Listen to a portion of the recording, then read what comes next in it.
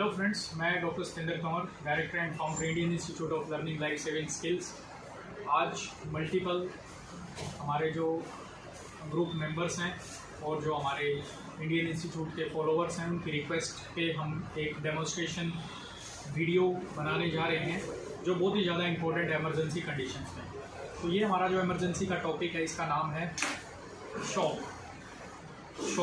के पेशेंट को हम कैसे मैनेज करें और कैसे पता लगाएं कि हमारा पेशेंट इंप्रूव कर रहा है या हमारा पेशेंट इंप्रूव नहीं कर रहा। अगर आप इमरजेंसी कैजुअलिटी में काम कर रहे हैं तो अगर आपके पास 10 इमरजेंसी आती है तो उसमें से 3 या 4 इमरजेंसी शॉक की होती हैं। तो शॉक क्या है, इसको पहले समझना पड़ेगा। शॉक एक ऐसी कंडीशन है जिसमें हमारे बॉडी के जो टिश्यूज़ हैं उनका हाइपोपरफ्यूजन हो जाता है। जो हमारे टिश्यूज़ हैं, जो हमारे सेल्स हैं, उनको ऑक्सीजन और ग्लूकोज नहीं मिल पाता है और ऑक्सीजन ना मिलने की वजह से, ब्लड सप्लाई कम होने की वजह से वहाँ पे एसिड प्रोड्यूस होता है, लैक्टिक एसिड प्रोड्यूस होता है, जिसके कारण फिर पेशेंट एसिडोसिस में चला जाता है। तो शॉक को आप समझिए, शॉक एक ऐसी कंडीशन है जिसमें हमारे बॉडी टिश्यूज़ को ब्लड सप्लाई कम हो जाती है और पेशेंट का बीपी काफ़ी कम रहता है। तो ये हो गया हमारा शॉक। अगर हम इसको टेक्निकली डिफाइन करें तो shock is defined as constellation of sign and symptoms due to hypoperfusion of various organs and tissues in our body. अब शॉक होता क्यों है? शॉक को जानने के लिए आपको 3 चीज़ें समझनी पड़ेंगी। सपोज करिए ये हमारा हार्ट है, ये जो हमारी आईवी फ्लूइड की बोतल है ये हमारा हार्ट है, जो हमारी आईवी फ्लूइड की बोतल है ये हमारा हार्ट है। अगर और ये इसके अंदर जो पानी है, जो आईवी फ्लूइड है, वो हमारा ब्लड है, समझिए ये हमारा ब्लड है। और ये जो पाइप्स हैं ये क्या है? ब्लड वेजल्स हैं, जो हमारी आर्टरीज या वेन्स हैं। तो कहीं पर भी 3 लेवल में प्रॉब्लम आने से शॉक हो सकता है। देखिए, अगर आपका हार्ट काम करना कम हो जाए या आप हार्ट काम करना बंद कर दे तो ये क्या कंडीशन होगी, इसको हम बोलेंगे, जैसे आपके हार्ट की पंपिंग कम हो जाती है, एक चीज़ जिसको हम बोलते हैं मायोकार्डियल इन्फार्क्शन हो जाए, या फिर पेशेंट को कंजस्टिव हार्ट फेलियर हो जाए, कंजस्टिव कार्डियक फेलियर हो जाए। तो ऐसी कंडीशन में क्या होता है, हार्ट हमारा काम करना बंद कर देता है और बीपी कम हो जाता है और पेशेंट शॉक में चला जाता है, एक कंडीशन।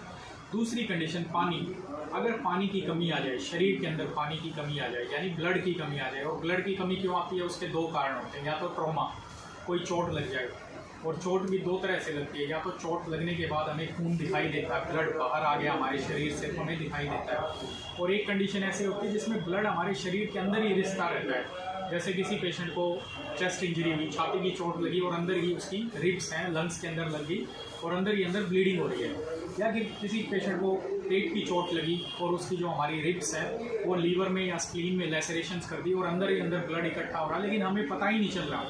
तो ये क्या हुआ? या फिर किसी पेशेंट को, अगर नॉन ट्रॉमेटिक पेशेंट नहीं है, ट्रॉमेटिक नहीं है, तो जिसको लूज मोशन हो गए, वॉमिटिंग हो गए, या फिर बर्न हो गया, या फिर कोई हीट स्ट्रोक हो गया, तो उसके कारण भी बीपी कम हो जाता है। तीसरी कंडीशन आती है हमारी ब्लड वेजल की।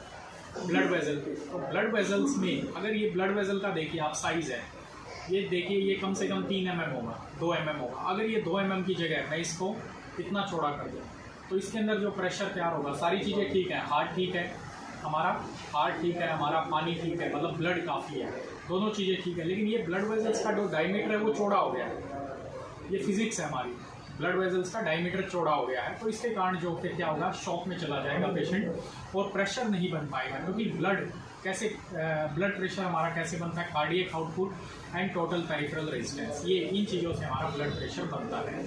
अगर अब देखिए कैसे, अगर हार्ट में कोई प्रॉब्लम आ जाए, हार्ट अटैक आने के कारण पेशेंट का बीपी कम हो जाएगा, पेशेंट कंजस्टिव कार्डियक फेलियर के कारण पेशेंट का बीपी कम हो जाएगा, ट्रॉमा, चोट लगने के कारण पानी कम हो जाएगा तो उसकी वजह से हो जाएगा।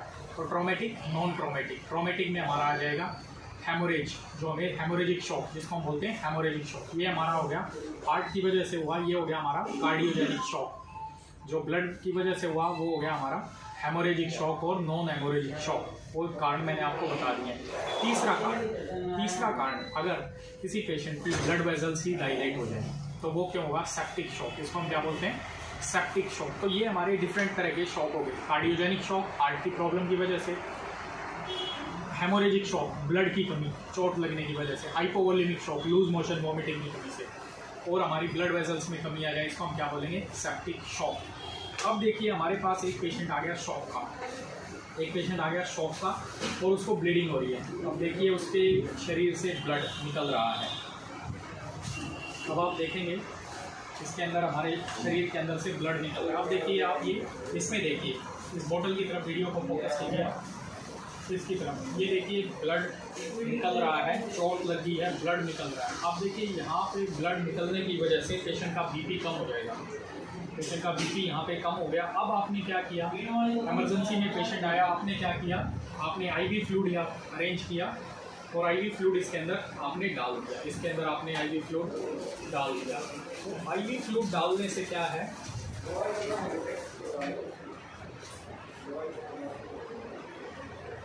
आईवी फ्लूइड डाल दिया आपने और आईवी फ्लूइड डालने से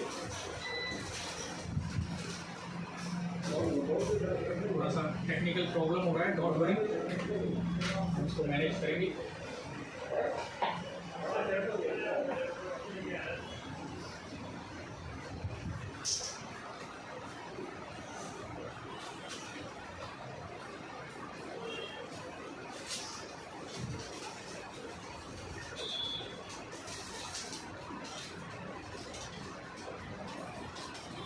देखिए आपने क्या किया,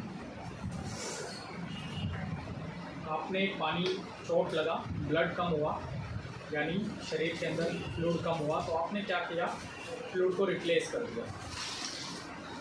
ये देखिए हमने फ्लूइड को रिप्लेस कर दिया बॉडी के अंदर। ये हमने बॉडी के अंदर फ्लूइड को रिप्लेस कर दिया और रिप्लेस करने के बाद पेशेंट का बीपी ठीक हो गया। अब आपने पेशेंट का बीपी ठीक कर दिया, पेशेंट आपका स्टेबल हो गया और बीपी भी ठीक हो गया। अब क्या प्रॉब्लम हुआ, अब देखिएगा,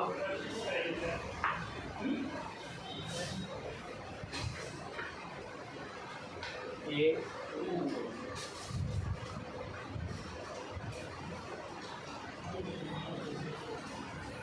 देखिए आपने ब्लड की पूरी जो फ्लूइड कम था वो फ्लूइड आपने पूरा कर दिया और फ्लूइड की कमी पूरा होगी और उसके कारण क्या हुआ, पेशेंट का बीपी ठीक हो गया। अब अगर आपका पेशेंट के अंदर, तो इसको हम बोलते हैं, जो हमारा शॉक का पेशेंट है वो हमारा अर्ली रिस्पॉन्डर। पेशेंट शॉक में आया, उसको ब्लीडिंग हुआ था, उसके शरीर के अंदर ब्लीडिंग रुक गया, आपको दिखाई नहीं दे रहा ब्लीडिंग उसका, आपने फ्लूइड दिया, नॉर्मल सलाइन या आरएल दिया, क्रिस्टलोइड दिया और पेशेंट का बीपी इंप्रूव हो गया और पेशेंट का बीपी मेंटेन है। इसका मतलब अंदर शरीर के अंदर जो ब्लीडिंग हो रहा था थोड़ा या ज़्यादा, वो बंद हो गया, शरीर ने अपने आप उसको बंद कर दिया है। ठीक है, अब क्या हुआ, ये हो गया एक केस। दूसरा केस, आपने बीपी स्टेबल कर दिया था पेशेंट का और सिस्टर आपके पास दोबारा आई 1 घंटे बाद कि सर उसका बीपी दोबारा से कम हो गया,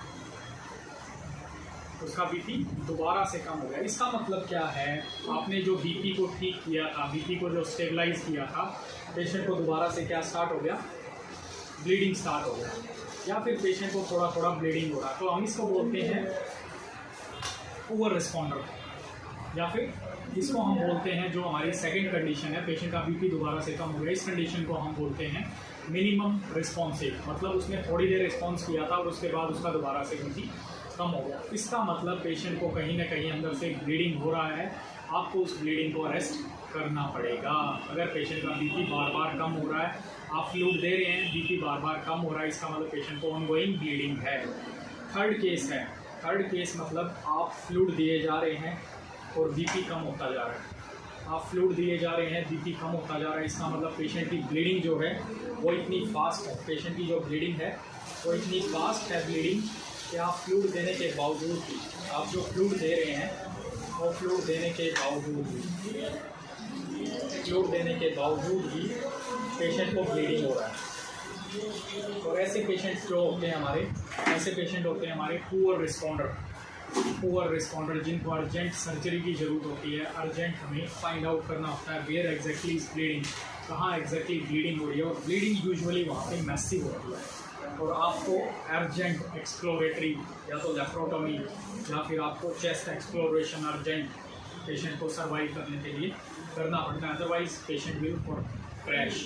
और आप कंटिन्यूस फ्लूइड देते रहेंगे, अंदर बॉडी के अंदर हीमोडाइल्यूशन हो जाएगा या कोगुलेशन प्रॉब्लम्स हो जाएंगी। तो my dear friends, the person those who are working in emergency casualty, अगर आपके पास पेशेंट कोई भी शॉक में आता है तो उसको डिफाइन करिए, उसको कैटेगराइज करिए, वो कहाँ पे किस कारण से है। हार्ट में प्रॉब्लम है, मशीन में प्रॉब्लम है, पानी में प्रॉब्लम यानी ब्लड में प्रॉब्लम है, थर्ड वन ब्लड वेजल्स नलकियों में प्रॉब्लम है। ठीक है, उसके बाद आपको फिर अर्जेंट फ्लूइड देना है, वो आपका इमीडिएट रिस्पॉन्ड करता है, और आपका इमीडिएट रिस्पॉन्ड करता है तो इसका मतलब ब्लीडिंग रुक गया है। पेशेंट ने थोड़ी देर रिस्पॉन्ड किया, फिर से बीपी कम हो गया, इसका मतलब ब्लीडिंग ऑन गोइंग है लेकिन मिनिमम है। थर्ड कंडीशन, आप फ्लूइड दिए जा रहे हैं, बीपी इंप्रूव नहीं हो रहा है, इसका मतलब कहीं पे मैसिव ब्लीडिंग हो रहा है। तो प्लीज़ शेयर दिस वीडियो, आपके कमेंट्स, लाइक्स और जो भी आपको क्वेरीज हो you can send to us. Thank you very much for watching.